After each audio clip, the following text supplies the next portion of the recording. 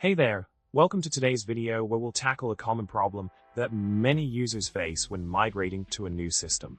Imagine this scenario. You've recently switched from an Intel-based MacBook to an Arm-based MacBook, copying over your files, including your homebrew installation.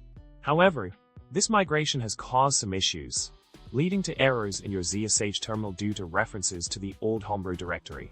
Now let's talk about the solution to this pesky problem.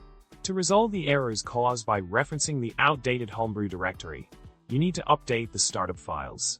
By running the provided code snippet, you can remove the old directory and create a symbolic link to the new directory. This will ensure that oh-my-zsh correctly points to the new ARM-based homebrew installation, eliminating those annoying errors for good.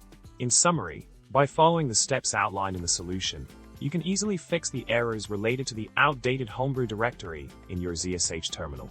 Say goodbye to those pesky messages and enjoy a smooth and error-free terminal experience on your new ARM-based MacBook. Don't forget to like, subscribe, and leave a comment below with your favorite tech troubleshooting story. Thanks for watching, and see you in the next video.